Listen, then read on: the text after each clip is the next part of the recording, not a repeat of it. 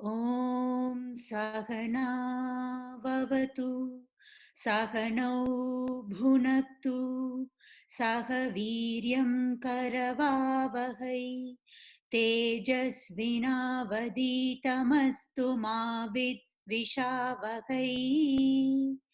Om Shanti Shanti Shanti. Gurur Brahma, Gurur Vishnu, Gurur Devo Maheshwaraha, Gurureva Param Brahma, Tasmai Shri Gurave Namaha, Samasta Jana Kalyane, Niratam Karunamayam, Namami Chinmayam Devam, Sadgurum Brahma Vidvaram.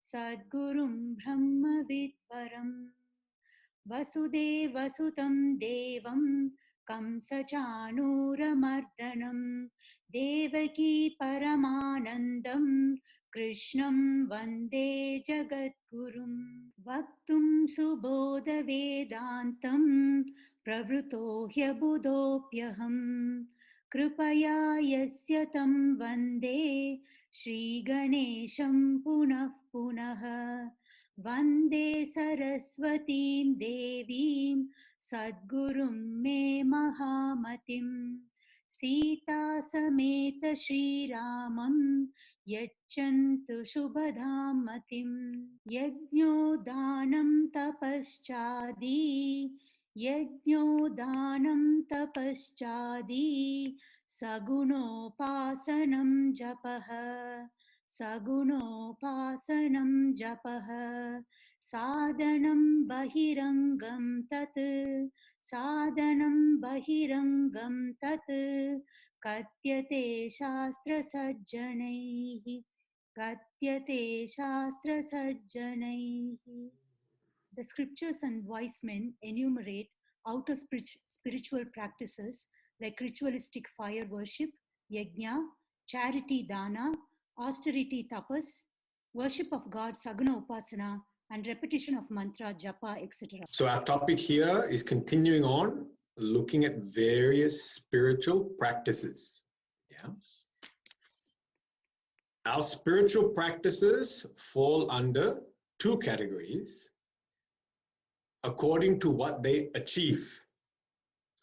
One group of practices are aimed at helping you master your mind. Yeah. We call Chitta Shuddhi and Chitta Ekagrata. Mastery of mind, which means purging it of its very strong likes and dislikes and making it single pointed. This is what mastery means. So one set of practices do that. The other set of practices are aimed at directly revealing the truth. Yeah. The first set are called outer practices, and the second one is called inner practices. We are currently discussing outer practices, those that are aimed at mastery of mind. Last week we looked at Saguna Upasana. And we said that Upasana means to sit close, literally, but it means to be in the presence of the Lord. Saguna means the Lord, and Upasana, to sit in the presence, it also means to worship. Okay.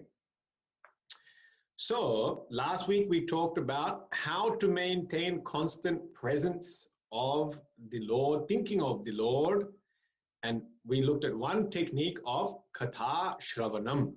By listening to the stories and glories of God, we can start connecting His divine presence to mundane objects and experiences in our life. So as we go through our daily routine, if through that routine we are reminded of the Lord and how He walked, talked, did His duties, met people, all these different things. If we are reminded of that, our mind will keep going back to the higher. It's a form of upasana, keeping your mind centered and merged in the higher. The other aspect of Saguna Upasana is what we can call worship, methods of worship. Traditionally, the measure of worship commonly used is called yajna, and we discussed that earlier. The fire sacrifice, it is very much connected to the Vedic period, very early period, where people had a lot more discipline. Our minds were a lot stronger in that period. Vedic karmas were easy to do. Now we have moved away, and now what has become more common and popular is called Murti Puja. Murti Puja, otherwise called idol worship. Murti means idol, Puja means worship. In this Murti Puja, we take a picture or idol of God, and then we give offerings to that Lord. We make offerings. Yeah, it's actually very simple, but I'm not going to go through the details of it, but it's very simple. If you understand what is actually happening, is that you must understand it is as though you are treating God is coming to your house. A guest is coming to your house. A highly honorable person is coming to your house. Then what would you do in order to facilitate this? So it starts with you preparing yourself. If someone great is coming, you prepare yourself. That's the first part. Then it says you should think of that person, dhyanam. Then you should invite that person, avahanam. Then you start your offerings. They come. Asanam samarpayami. Take a seat. Person comes, give them a seat. Yeah. Then after that, traditionally we wash their feet. If they were walking in those days, dust roads, yatris, sadhus, walking long distances, we offer water to wash their feet, water to wash their hands, water just to clean their mouth. We give them all these things. Yeah. And they're seated, so they feel more comfortable. Then we can offer, you take bath. Come and take bath. So they can use bath facilities, take bath, and then after that, you offer them clothes. Yeah, offer them clothes.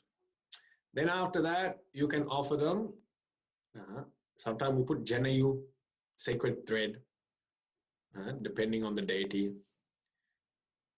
And then we also put some decoration, that chandan, kumkum, bhasma, chandan, kumkum, vibhuti, these things. We can offer all these things, ornamental decorations, even gold chains, all this can be offered, alankara. Then we chant 108 names, or chant the names. How many is up to? 108 name is given.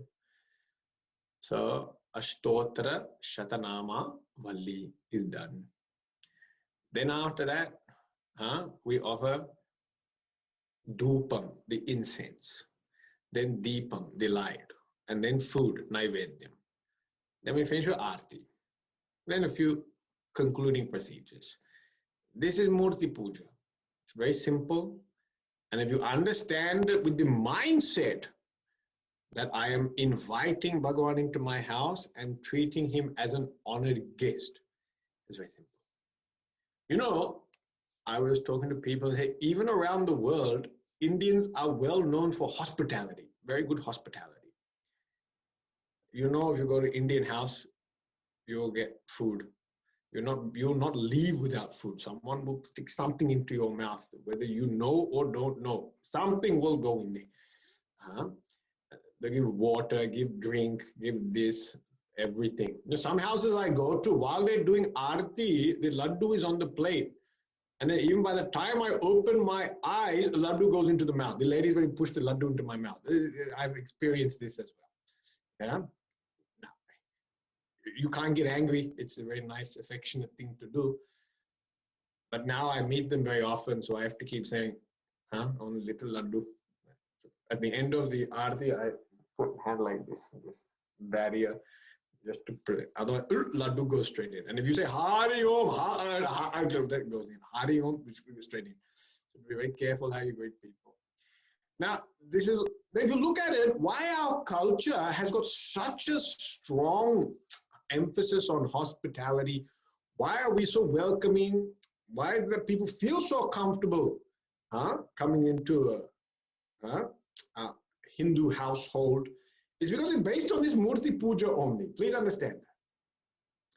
It is not that we have developed this culture separately. Our entire, what we call Indian culture, there is no Indian culture, there's Hindu culture.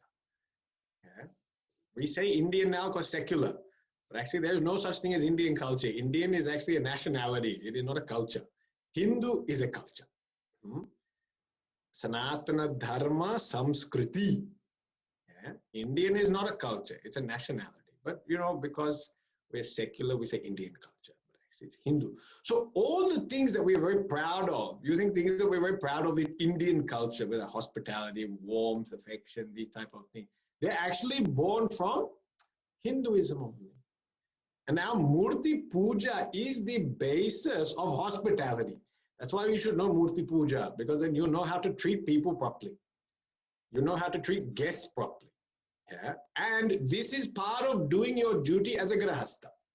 So as a grahastha, atiti sevanam deva pujanam, worship of the guest, service to the guest is your puja to God. You see how flexible our culture was. It's if you cannot sit in front of the murti every time, then if you serve the people, if you serve your guests in this way, your puja is done. You have done your 16-step puja because you've made all these offerings to people. Yeah? That's why, not everyone was able to sit there and do Murti Puja. Traditionally, we found that the ladies were constantly having to look after the house. They could not necessarily sit and do Murti Puja. And there was no need to. Because in that culture, it was that if the lady has served the guests in the house, she has done her puja. That is the puja, it's done. That's why we say Matru Devo Bhava, Pitru Devo Bhava, Acharya Devo Bhava. Last one. Atiti Devo Bhava. Atiti means guest. That's the most important thing, because if you have honored and served a guest, you've actually done your puja for the day. But your honor and service of the guest should be done properly. It should not be done now casual. Oh, you want some water? There's water in the tap. Go get it. There are cups over here. Go get it. I think there's something in the fridge. I'm not sure, but maybe. There's some rotting fruit sitting on the table. Take whatever you want. Then then you have not done your puja, because this is not how you would serve. So you must offer your best to that person. And if you've done all this, it's called upachara. Upachara means offerings, assistance, service. If you have done this seva, actually that is your puja. Atiti sevanam deva pujanam. The same thing. Worship of God, service of guests, same thing. For grahastha, this is a very important thing. Yeah, very important thing. That maintains a very strong culture, and a strong feeling of service within you. That helps to purify mind a lot. Helps to purify the mind a lot. Yeah. Now, again, coming down to actually Murti Puja. There's a lot of questions about doing ritualistic worship. Some people are very averse to it, because many of us have grown up going to a temple where some priest was yelling at us for doing something wrong. Yeah, so many of us have this experience of your left hand, right hand, and then when you do wrong hand, they yell at you and hit you, and then they say, oh, and then you feel like some papa is done, and then you're not going to get to heaven, and all of a sudden you send all your ancestors, instead of to heaven, you send them somewhere else, because you operated wrong hand. So many of us have come from this type of upbringing, and therefore we have become like, we want to stay away from the Murti Puja, because it sounds like if I do anything wrong, people end up in the wrong direction, wrong place.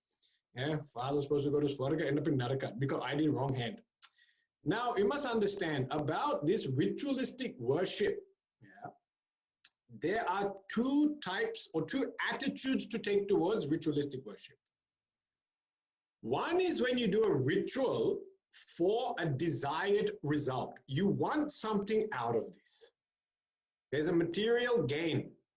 So you do worship for material gain. It is called sakama. Sakama. Sa means with, kama, desire. The other one is when you do worship to purify your mind. It's a sadhana and practice. You don't want any material gain. You're worshipping God to develop devotion. That's what you want. You want devotion to God, connection to God, express gratitude to God. That is called nishkama. Nish, no. Kama, desire. So one is with desire, without desire. This is the most important thing you have to figure out when you're doing your worship. Are you doing sakama or nishkama? Now, generally, we are not really capable of doing a lot of sakama, because sakama, when you do sakama puja with desire, you have to follow very strict procedure. The emphasis is on procedure. Procedure is very important. So when you do it, where you do it, what materials are used, what mantra is chanted, the procedure is very important in sakama, because you're trying to do a karma because you want a phala. Yeah? So it's like this. I want to do gardening, right? And when I want to do gardening, I want to grow an apple tree. If I want to grow an apple tree, why? So I can have apples, and I can have those apples, I can eat the apples, I can sell the apples, you know? I can start an apple business. But I want them because I want that apple. Then I have to follow the right procedure. I have to plant the seed in the right place, in the right season, give it the right type of water. Yeah? I have to follow all procedures properly. And my gardener, he becomes the guru who teaches you exactly how to do that. Yeah? He's like the priest. He teaches exactly how it must be done, and you have to follow that. You can't water whenever you want. You can't put fertilizer whenever you want. You can't trim whenever you want. You must follow exact procedure. This way you get your desired result, which is the apple. This is one way of approaching puja. Now, many times in life, people do go to temples and they have some health problem. Then they have some family problem. Then they have some financial problem. And then they go to the priest and they say, do this puja. When you're going with those, that is called sakama. That is with desire.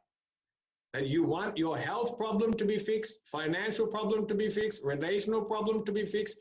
Then if he says you must do this at this time, you have to follow that. And if he says you have to fast, you have to fast. And when he says you must eat this meal, you must eat that meal. And he says you must offer only this thing, you must offer only that thing. Why? Because your goal is actually material. You want some worldly benefit. Yeah? So in our culture, that still exists. People still do that. We still do go to the temple and we say, oh, my child has got some health issue, asthma, this, we don't know how to fix it, speech problem, please, Bhagavan, do something for that. Then if we are asking the priest to do the puja for this, it is sakama. Then if priest says, you now have to do all these follow-ups, that if the child is sick, the child has to eat this, the child has to follow this, the child has to shower this, you have to follow all that. If you don't follow all that, you won't get the result. Okay? Something will come, but it will not be desired result. It will not be exactly what you want. Yeah? So this is how the ritualistic portion works. And that's why the priests do emphasize certain things, because the people who approach them want desired objects. That's why the priest, he says, if you want this, you must follow all these things. And he's correct. He's correct about that. He's not wrong. He's not insistent. He's not obsolete. He's not outdated. He's doing exactly the right thing. It is when you as a person now approach puja differently and you say, you know what? I don't want a specific outcome. I am not doing worship of God for health. I'm not doing worship of God for wealth. I am not doing worship of God for children's benefit, job security, money, whatever. None of these things. I am worshiping God because I love God. That's it. And I want more love for God. When you go to the temple with this attitude and you say, this is, I just want to offer out of love. This is now called nishkama. In nishkama, the emphasis is not on procedure. The emphasis is on feeling. Feeling is more important than procedure. Feeling is called bhavana. Your bhavana, attitude or feeling. Why? Because you're worshipping God for love. Therefore, love is the most important thing. That when you're doing that puja, you should be done with calmness. It should be done with attention. It should be done with love. It should not be done very quickly think, oh, next thing has to be done, and then we have to go from this deity to the next deity to the third deity, and then 7 deities we have to get through. I've got half an hour after we go to the shops, and the shops are going to close in half an hour. Curfew is going to start in Victoria. Ayo. So you can't have this type of attitude. It must be done. If I'm in front of God, I'm fully present. In your life, it's the same thing. If you want to get a job done in the house, you push everything around, you run everyone, you yell at everyone, you get things done. But if you want to spend time and connect to people, you can't rush that. Isn't it? If you want to just show your love to the people around you, there's no procedure to follow. When you say we want to spend a day with the children, you don't come with a big Excel spreadsheet. And you say 8:45, we're all going to sit down. At 8:48, we'll heat the milk. 8:49, you'll drink the milk. 8:50, dish number 1 will be washed. 8:52, dish number 2 will be washed. This is not going to be loving atmosphere. This is called getting things done. Yeah? If you want to connect with people, you actually have no plan. You say, let's just see where it goes. But the main thing is your full attention should be there. You should be calm. You should be cheerful. Yeah? And your loving attention should be there. So in this type of puja, which is really what we are discussing here, in this topic, we are discussing nishkama because it is done for chitta shuddhi. We are not discussing sakama. And in this nishkama, the importance is in your attitude. There is a procedure to follow, but in following that procedure, attitude is still more important. That you should do things with a feeling of love rather than rushing it through to say, I have done it. And that's why in this, the puja can change a lot. The puja vidhi, procedure can change, and it can be amended and shortened. Right?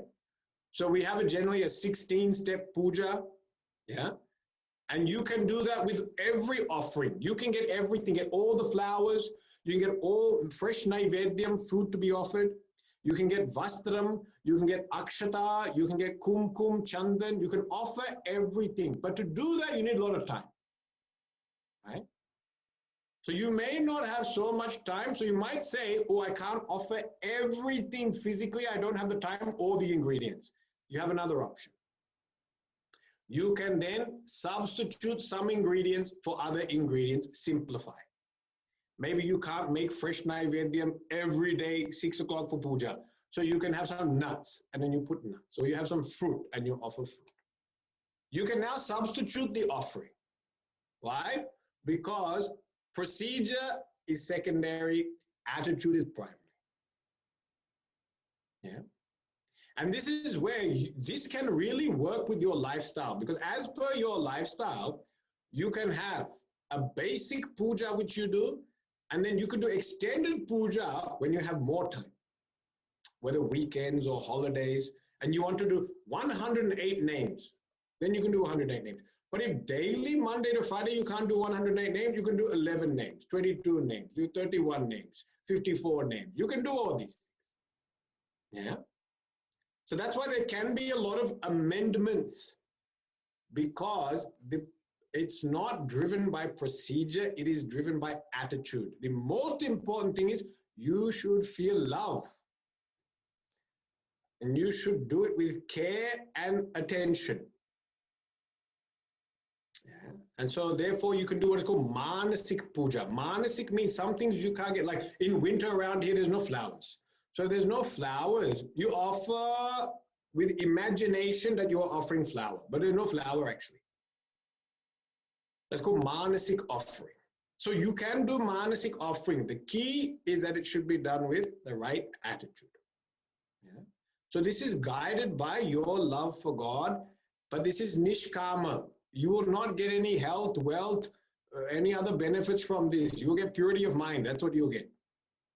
So if you do this every day and then wonder why you lost your job, Well, don't be too surprised because you spent so much time doing puja, you didn't turn up for work on time. But don't get angry with Bhagavan, because one thing is you'll have more devotion to God, but if you keep going late to work, don't think that this morning puja is going to save you. God's not going to save you. He said, I appreciate your love. But Baba, you did the puja at the wrong time. You should have got up earlier. No one asked you to come late to work. So, you see, you have to be intelligent about this. Huh? The Nishkama puja is not going to save your job. It's not going to save your wealth. It's not going to save your health. It will save your mind. That's it. That's its job. It saves your mind. Other things, secondary. Okay? So now this is the difference between these two. And really, as seekers, our journey can start with some form of puja. You know, seekers often want to know where to start on this journey. We should now, in a sacred space, which means in a space in your house which is undisturbed by other things. Yeah, like not next to a laptop, not next to a TV, not next to a kitchen, all these type of things. You should actually find another space. Traditionally in house, at a puja room. Some people have puja room. Yeah, but you may not have a whole room, but you have a corner. In this corner, keep it free of all clutter. Don't put other things there. It's called sacred space. You make it very clean, sacred, no other things to be stored there. You can set up a little table, altar. Yeah. Then this table, you know, if you're sitting in a chair or you're sitting on the floor, the table, so the murti should be at eye level. This is ideal. The murti should be at eye. So if you can't sit on the floor, sit on a chair and set the table up high so that the murti is at eye level. So you're not offering down. It's feeling. It's all dependent upon feeling. If by offering down, you don't have that feeling of reverence to God, then don't offer down. Reverence comes when you look up to people, not when you look down upon people. Yeah. So now, if I'm sitting on the floor at eye level, keep the thing quite simple. Don't put 1,000 gods. We discussed this last time. Once you have your Ishta Devata, you only need to put that there. If you are Krishna Bhakta, put Krishna. Yeah. If you're Ram Bhakta, put Ram. Yeah. You don't need to put the entire, like I said, parliament of religions is not required. Yeah. Keep it simple. Yeah. Otherwise you feel, oh, this person, if Ganesh is there, he has a brother. His brother is Skanda, Kartikeya. Now you must do his brother. Then mother and father sitting around. Lord Shiva, Parvati. Then if Parvati is there, Durga is there, then why not add Saraswati and Lakshmi as well? Get all three Devis done. Okay. Now Lakshmi is there, Narayana should be there, or a Narayana add him as well. Yeah. And then Narayana, oh Krishna is so sweet, I like him. You know, last week I heard Krishna Charitra. Put Krishna. This is too much. Don't do this. If Ganesh Ji is your main idol, you worship Ganesh Ji only, but so you just need God and Guru. If you have a Guru, you put Guru there. These two are enough. Yeah. Keep altar simple. Then you have diya, lamp. Now, whatever lamp you're comfortable using some people use camphor, some people use ghee, some people use candle. Whatever works for you, doesn't matter. Lamp is there. Okay. Then you have a little tray. And on this tray or plate, something you can offer. At least daily, if you can put flour, put flour. Yeah. And if daily you can offer a little bit of food, put some food. Yeah. These things are quite simple. These are all simple things. Yeah. So this much you can start with, you can do. And I already taught, I think on the Sunday question and answer session, we've taught how to do prayer.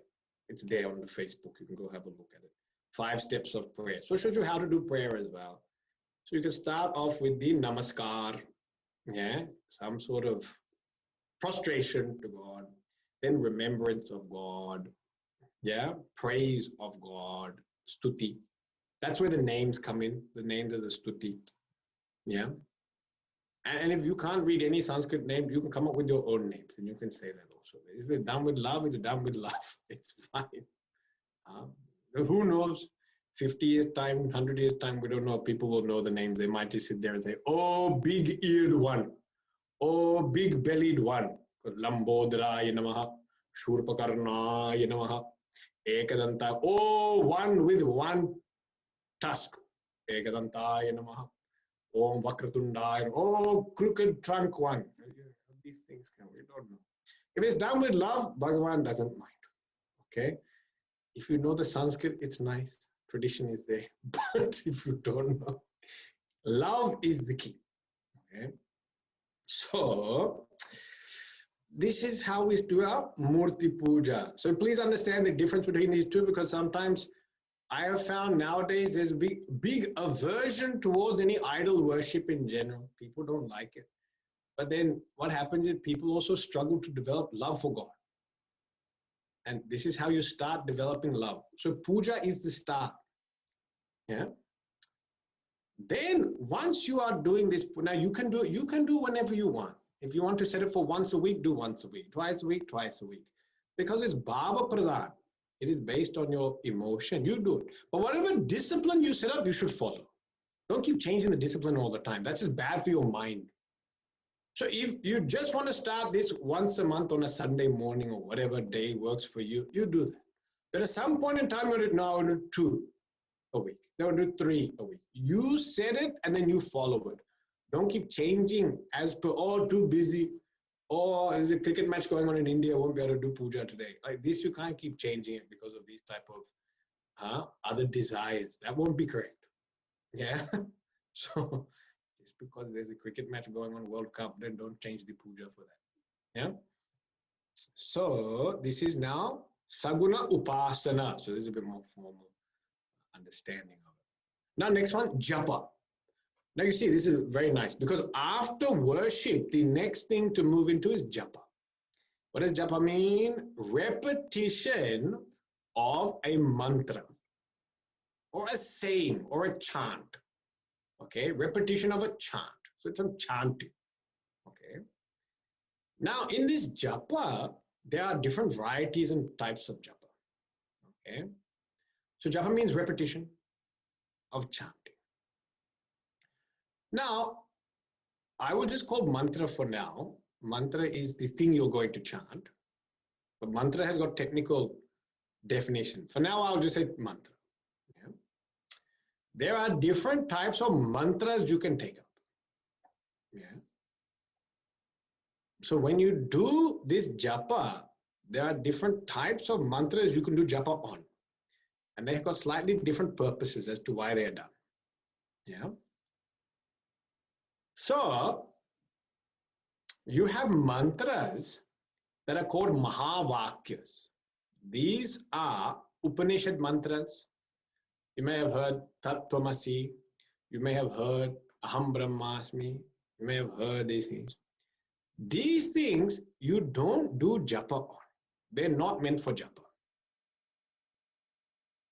So the Mahavakya is meant for inquiry and contemplation. It is not meant for japa. So you don't sit there with, what do you call, japamala and do Tatvamasi, Tatvamasi, Tatvamasi, Tatvamasi, Aham Brahmasmi, Aham Brahmasmi, Aham Brahmasmi. You don't do that. These are meant for contemplation. They are meant for mananam and nidhyasan, which will come next.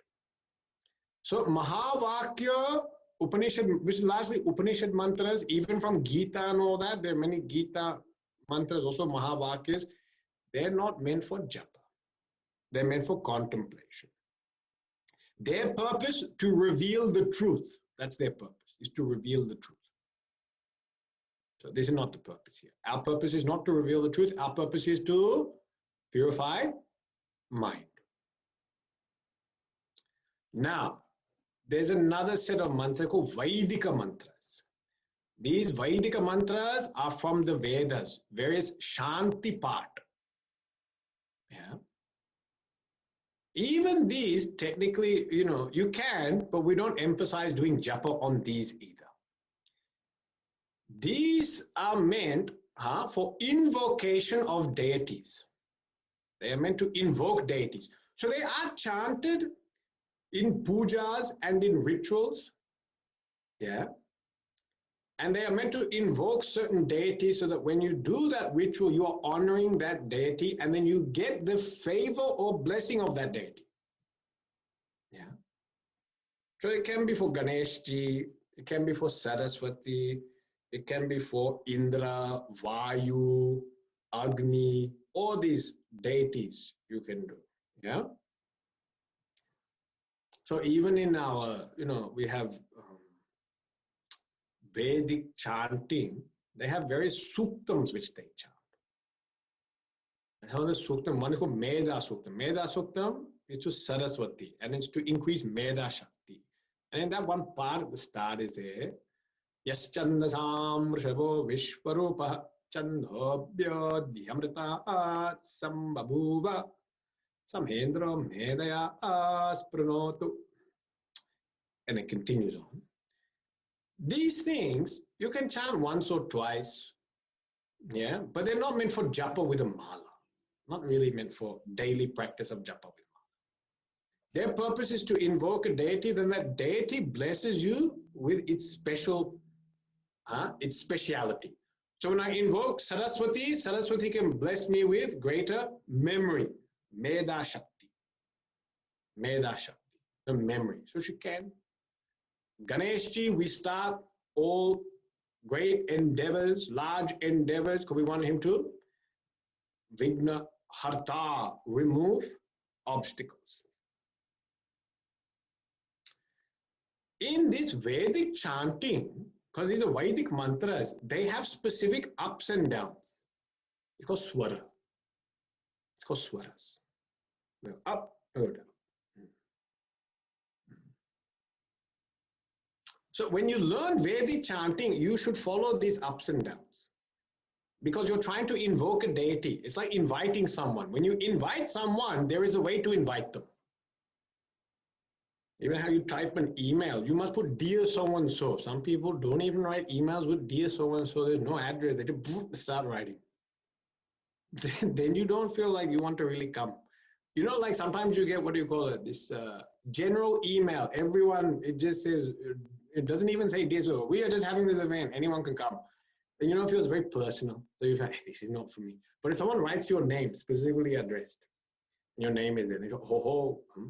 Now you see when we do a wedding invitations traditionally for elders, you will go to their house actually with the invitation, their name is written on it, and you offer it to them, to elders, to gurus, to people of respect. This is how you do. And when you give someone such an invitation in such a procedure, this is a proper procedure to follow, that you win their favor and blessings. So they'll be, yes, I can come. And if I can't come, all blessings will be there because you have made the proper effort, followed proper procedure. You did not just send a mass email out to everyone spamming their boxes saying, come for our wedding. Yeah? Or there's a Facebook page. You go check it out if you want to come. This is not how you invite people to your family events. Same way, I want to invite and invoke deity to my house. And I must follow the proper procedure. So that chanting must be done in the right way. Vedic chanting. Okay? So that's the second type of mantra. Again, we don't do japa. We can, but we don't do too much japa on this. Unless you're specifically told for a reason to do it. Other than that, generally it's not taken up. Here, what we are focusing on is called really the Nama Sankirtanam. Those mantras, we have the name of God in them. Yeah. We can call Puranic mantra. There's no specific name, but Puranic mantra. You will find a lot of these in Puranas. And these type of mantras, all it is saying is, I do prostrations to so-and-so. That's it. Om Namah Shivaya. That's it. I prostrate to Lord Shiva. Om Namo Narayanaya. Om Namo Bhagavate Vasudevaya. They go Puranic mantra. And all it's essentially saying is, I do prostrations to that God. And the name of the God is there. Also, Shri Krishna Sharanam Mama. Shri Krishna is my refuge. Like this. Now, these mantras, they're important because the name of the Lord is in those mantras. And the name of the Lord is the most important thing. These mantras, which are mainly just name of the Lord, they don't have any strict procedure or process to follow. They can be chanted anytime, any place. You can chant. What is that one? Hare Rama, Rama Rama, Hare Hare, Hare Krishna, Krishna Krishna, Hare Hare. It's Nam Sankirtan only. Hare is the name of Hari. Rama is Rama, Krishna is Krishna. 3 names. Repetition. This can be done anywhere, anytime, any place. Yeah. So this does not have fixed rules on how it is to be chanted. If you can't pronounce the name properly, also okay. Hari Rama, Rama, Rama, Hari Hari. It's okay. You can chant like that. It's fine. No problem. Because there's one story. There, our Valmiki.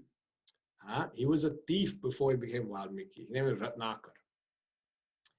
And he used to go and, ambush people in the forest to steal their things so he could feed his family. And then one day, some rishis came and he went to steal from them. And they said, wait, what are you doing? And they questioned him. He said, no, I had to steal from you. I can't support my family. And he said, this is a papa that you're doing. Yeah, papa means sin. They said, but I have to do it. I have to feed my family. He said, do you think your family will take on this sin? They're enjoying what you're bringing, your provision, but will they take on the sin as well that's coming? And he said, I'm not sure. He said, you go ask them. Are they happy to take on the sin? And he went home and he asked them, you're enjoying the food or wealth that I'm bringing to the family, but will you take the sin that comes along with it? And Chunamunu said, Papa, no. Papa, we don't want Papa. Papa, no Papa. We're happy for Papa, but no Papa. Ne. Oh, here they Chunamunu, they don't know what they're talking about. So he asked, there was a son. Then he asked daughter. Daughter a bit older. She said, no, I don't want the sin either. No. I'm happy for ice cream, but I don't want this. So ice cream is good, movie is good, iPad is good, but Papa, no, thank you. Then he thought, these people, they don't understand the adults thing. He asked his wife, will you take on this thing? And she turned around and said, no, I won't take on either. That was a bit of a shock. So he went back to the rishis. And the rishi said, no, what? What did they say? They said, no one will take on this Papa.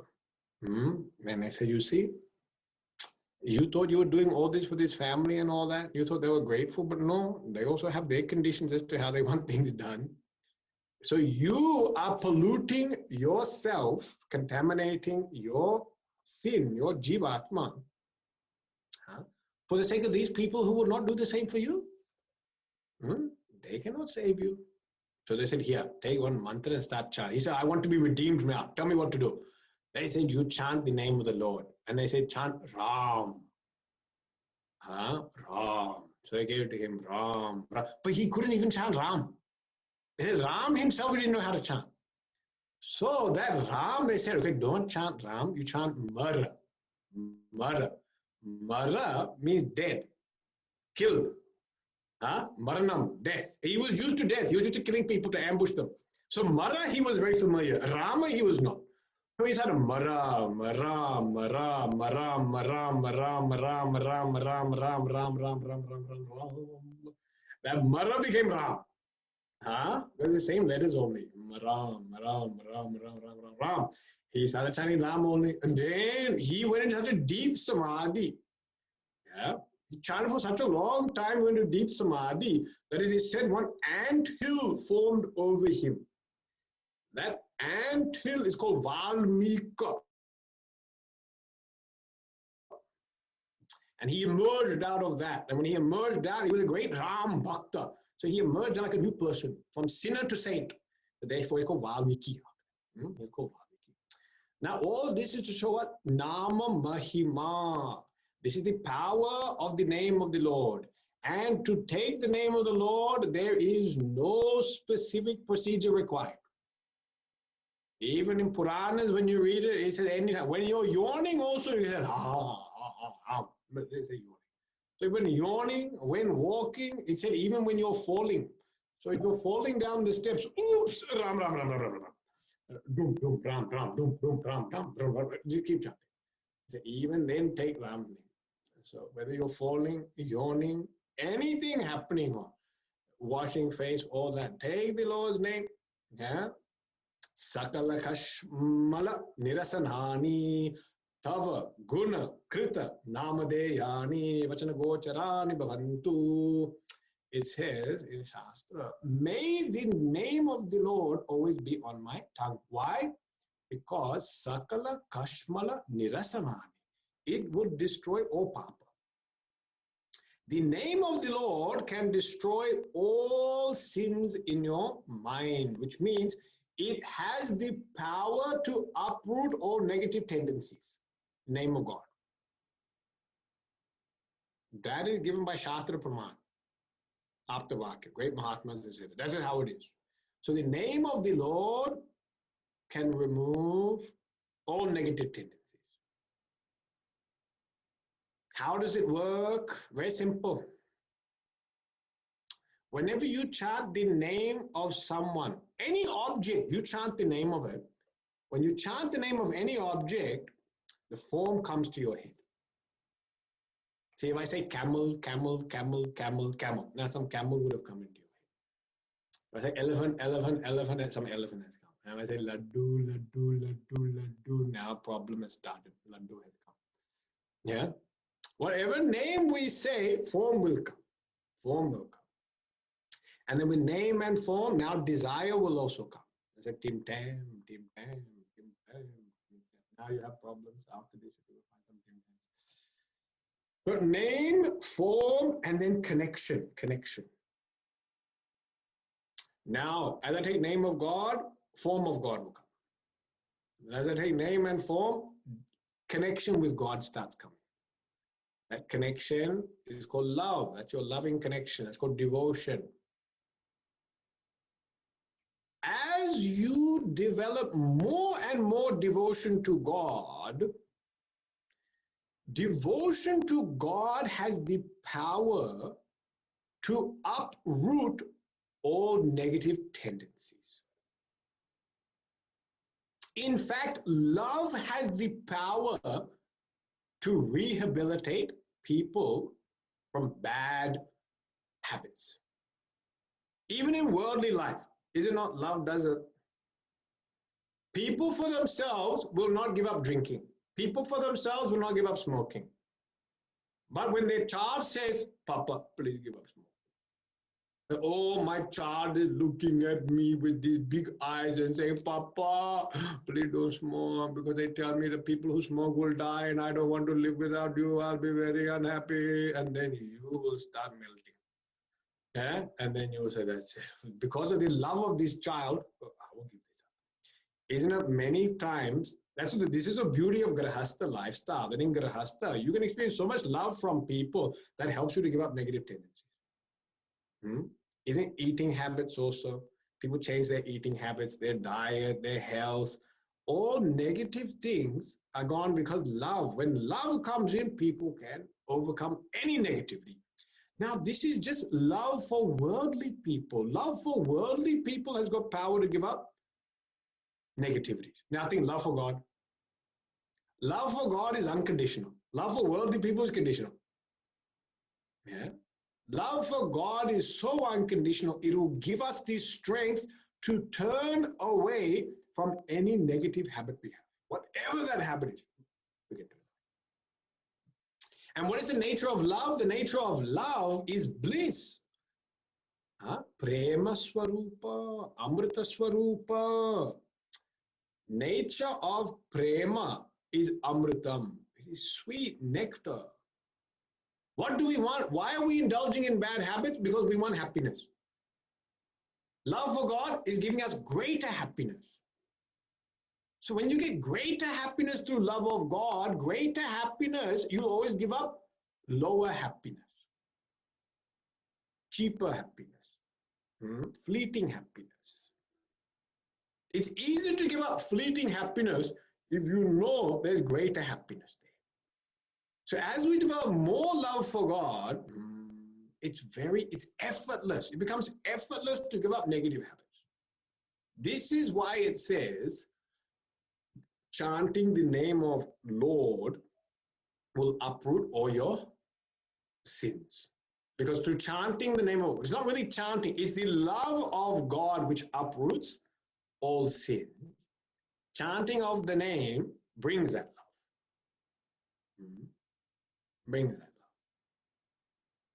So that's a very powerful sadhana, and it's a simple sadhana that we can take up straight away. Shri Ram, Jai Ram, Jai Jai Ram, Shri Ram, Jai Ram, Jai Jai Ram. Anything you can take up, but you can take up. So in this way, this type of mantra, the name of God, this is to be taken up as a japa. This is to be taken up as something you repeat every day, certain amount of times. That should be done as a proper discipline. So even though we can chant the name of the Lord anywhere and everywhere, but for the sake of our own regular discipline, we should fix a time, we should fix a place, and we should fix an amount of times we chant. The amount of times we chant can be counted on the japamala. Yeah? And the japamala, many different types are there, but some are 108, 54, different ones. It doesn't really matter. It doesn't matter, because the whole point, just chant the name of the Lord. Yeah? And you do that, but now when you chant, you must chant with care, love, and attention. You are not chanting to rush through the mala, to quickly do the mala. Gurudev would say, as people chant in this way, the only one that gets benefited is the mala. The mala gets benefited, the mind doesn't get benefited. But the mala becomes very smooth because it keeps running through your fingers so much. The mala becomes smooth, but your mind remains still as rough and turbulent as it was before. Yeah, just another stress you have to add to your day to chant at least 2 names. Ram, Ram, Ram, Ram, Ram, Ram, Ram, Krishna, Krishna, Krishna. And Gurudev said, really nicely in this commentary, he said, Guruji says, if by doing these practices, he said at the end, all these practices make the mind pure, subtle, and concentrated. These must be practiced with the right attitude, constantly and regularly. If the promised results are not achieved, that is, the mind becomes more distracted, indulgent, or filled with arrogance, anger, or greed, then there must be something wrong either with the attitude or in the practice. Okay? So at the end of these practices, you should not be more stressed and angry. For some people that happens. After they do their sadhana, they come out of that seat of meditation, ready to open their third eye and destroy the entire kitchen and the children and the pots and the pans and everyone. Why clinging and clanging is going on while I'm trying to meditate? So they come out like Rudra Rupa, destroying everyone. Then the people in the house say, why on earth do you do this meditation? Because you come out worse than what you go in. It's better that you give up all this sadhana. And those people are correct. They're absolutely correct. That if you come out of your sadhana worse than what you were before, you should stop doing sadhana. And then they'll say, stop listening to the Swami and Chinmaya mission, because the more you listen to him, the worse you come out. Then stop listening to me also. I will also agree with that. That if you're coming out worse and more stressed and angry and telling everyone off in the house after listening to my discourse, please leave the meeting right now. That would be my thing. Because you're doing bad publicity. You're, first of all, doing a bad service in your house and doing bad publicity for me. Both of us are losing in this. Yeah? So the key is love, care, and attention. That is the key. We should come out of our sadhana feeling more loving, more caring, and more attentive to the world, ready to serve, ready to love that world. This is how we should come out. Okay? So with this, we have now seen the upasana, worship, puja, and then puja can lead into japa. Now, in your practices every day, as a spiritual practice, those that are very sincere, maximum, the seated practices, you do half an hour a day. You don't need to do more than half an hour. Do half an hour a day. Yeah. In that half an hour, the easiest one to start with is called puja, because puja is easier than japa. Puja is easier than japa because in puja, you get to use body, mind, and speech. 3 factors. Manasa, vacha, karmana. The body, See, body, speech, mind. 3 factors are used in puja. In japa, 2 factors. The body is dropped. You're not making physical offerings. You're not picking up things and putting them down. So now it becomes speech and mind. So only 2 factors are used. So it becomes harder because only 2 things to support you. 1 support has gone. Now only 2 supports. And in the last one, which is called dhyanam, meditation, then even speech is dropped. You don't talk. So then only thinking is there. Yeah. So this is the system. Puja leads to japa, and then japa leads to dhyanam, meditation. Dhyanam will be the next topic coming up in the next verse. Okay. So this is how this can be practiced. Like I said, ideally, those who can, half an hour a day of puja japa is wonderful. If you're not used to this, start small. Start with 10 minutes. Yeah, 10 minutes. But like I said, attitude is of primary importance. No rushing it. And no spiritual competition amongst people. No sitting there. So don't start a WhatsApp group amongst japists. Japists. That means how many people can do how many malas per day. Yeah, this is not a jogging club to see who did 5 kilometers, 6 kilometers, 7 kilometers. This is not that. This is, I did 27 malas today in 27 minutes. Don't do this type of thing. Okay? You must do at your own pace, with the right attitude. And how do you measure it's working? At the end of it, you should feel better. That's the key. You feel more love. I mean, love takes a while to grow. Don't expect after chanting the name one day that you all of a sudden become Parama Bhakta. That also doesn't happen, Just think about your own relationships. For people who got married and all that, took them so long to figure out they want to marry this person. For so many people who they dated and courted and all that, took so long to figure out, do I want to marry this person or me? Now in worldly love, we're so confused. It takes time to develop these things. So in the same way, even love for God takes a little bit of time. Keep going. Yeah, don't give up. Chiram nityam nirantaram. Yeah, long period of time, regular doses. That's why small doses, long period of time is much healthier than intense dose, small period of time. Always do small doses that are sustainable. Slow release. What's it called? Slow release or something. Sustainable release. Yeah, you should always practice things like that. This is intelligent way of doing it. Okay, that's it. That's what our class is for today. I've got some announcements I'll share of 2 events. And then next week, now we have finished this topic of Saguna Upasana and the outer sadhana. Now we move to inner sadhana. This is step 2 sadhanas. These ones are a bit subtle. Okay, very interesting ones. Om Purnamada Purnamidam Purnat Purnamadachyate Purnasya Purnamadaya Purnameva Vashishyate Om Shanti Shanti Shanti Hari Om Shri Gurubhyo Namaha Hari Om